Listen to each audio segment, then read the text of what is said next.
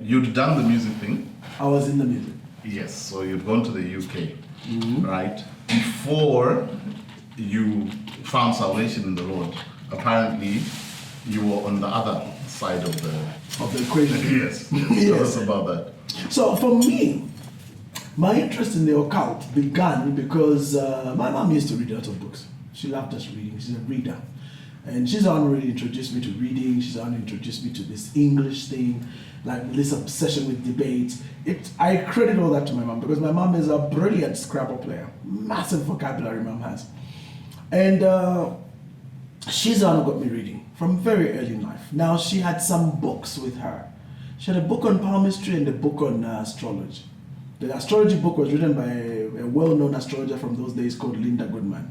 And it was called Linda Goodman's Sun Signs, which talked about the different sun signs and what they meant and the kind of characters and blah, blah, blah. She also wrote another book called Love Signs, but I mean, she was a very popular astrologist from way back in the 70s. I found the whole thing very intriguing. I don't know why, I just found the whole thing very intriguing. And so as fate would have it, for lack of a better word, as soon as I was able to, when I heard that there's a fortune teller in our neighborhood, because I lived in Kamwana there, just literally by the shops, just by the Indians there. Across in Kamwana there was a lady called Antwini. So looked like she was half Zimbabwean, half South African or something, but she was very popular. Like her place would have cars packed around the corner, people coming for readings. So this thing about superstition is not new. And the reason the papas are popular is because they just realize that instead of us reading teacups, just go on stage and just tell people that you can see stuff. Everybody will flock after it because people are very superstitious. So she had a lot of people. She used to read teacups. So you'd have the tea, then the tea you drink, then the tea leaves at the bottom she would read. So she was very, very good at that. She said a lot of things that are very prophetic about my life. A lot at the time. So I became very amused by it. So I would go there and just watch her, listen, and she'd explain a few things. I never really became a protege because I didn't have the gift to read the cup, so I didn't know what was going on. But I just found the whole thing amusing. So I made a very strong relationship with her. But it was in that period that I discovered, literally by chance, that Lloyd of No Parking Band and his band, No Parking Band, would rehearse from Hindu Hall. This is 1988, if I'm not wrong. Yeah, 1988. They would rehearse from No Parking Band, and we were living in Kamala. So Hindu Hall was around the corner, and when I learned that he does it, we used to go there and jam, because we were the rapper guys, remember? So we'd go there and jam, and have his hat on, and we'd be Lloyd. He'd be doing his thing, and we started doing hip-hop and working together and rehearsing with them. And we developed a very strong relationship. Now, as that was going on, I then learned that at the same Hindu Hall, there was a group that used to meet. They were called the Theosophical Society.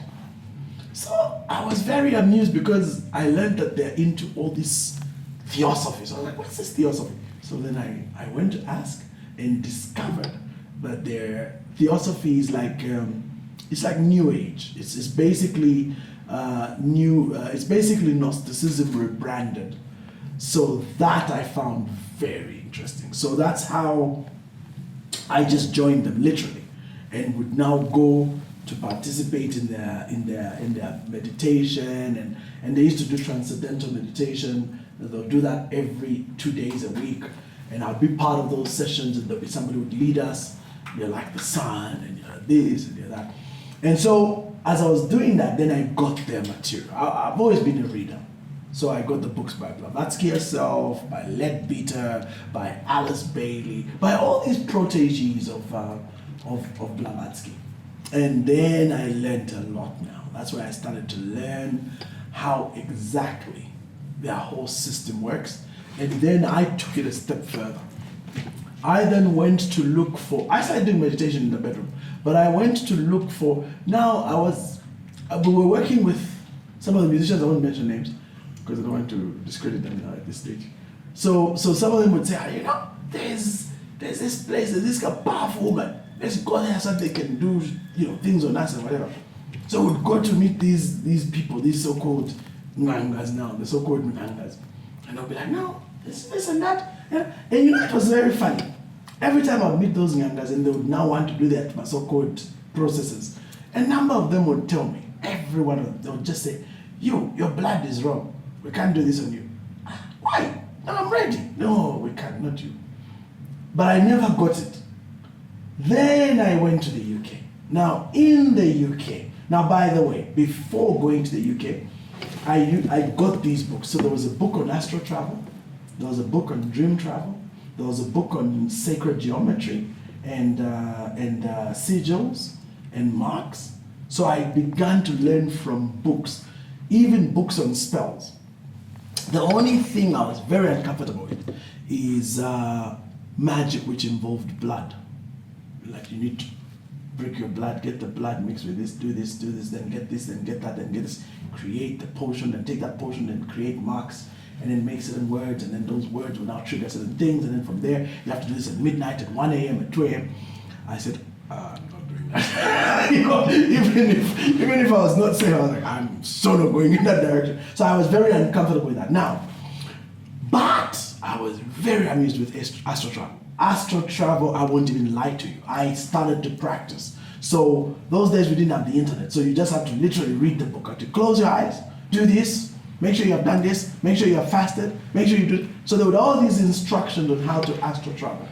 Then I also got... So if I can stop you, astral travel is what, going to another place or in the soul travel. Soul travel, so dimensions and things like that. You could say so, because you see, these dimensions are all intertwined within our own. A lot of people think it's like another place. No, they're just a reality above ours. Yeah. So they're actually all existing right now. Yes. But we cannot perceive them because we have no capacity to do so. Okay. Now, if you transcend, you actually can open parts of your mind that allows you to start traversing those realms. So at the lowest level is the conscious realm, the literal realm of consciousness. In that realm of consciousness is where we really interact all the time. But beyond that conscious realm is the next realm, which is the astral realm. Then above the astral realm is the ethereal realm. Then above that are other realms. So there are about 9, all the way to the so-called heavenly realm. Yeah, where God is. Where God is, so to speak, yes. The truth is God is everywhere, but it's just, all these are literally around us right now. They're literally around us, but we just have no capacity to feel them or to even sense them, because we're not built to do so. But you can open parts of the mind that can allow you to start seeing those. And then, with some skills and practice, I would learn now how to start traversing those realms. So the conscious realm is like a sea. It's everywhere. That's why people can connect in that realm. Distance is of no consequence. Locality is of no consequence. Even time is of no consequence in the conscious realm. That's the realm people traverse when they're dreaming.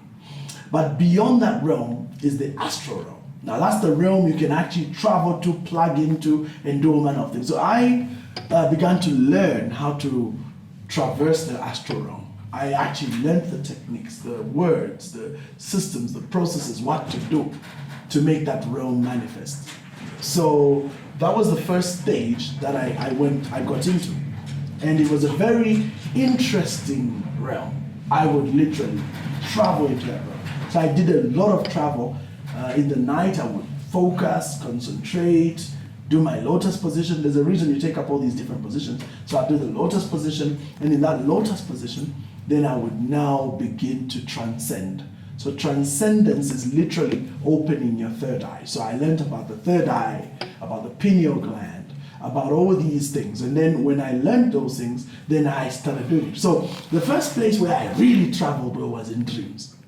So I started to learn again about what are the dreams and how do they work and what are these symbols. And so I learned so much about Jung and all these symbols. And the 2 key fathers of this psychological movement is Carl Jung, and the other name is gone. There's another guy, very famous. But most of psychology today is Jung. Nietzsche. No, Nietzsche wasn't a psychologist. Nietzsche was a philosopher, but brilliant genius of a philosopher, but absolutely demonized guy.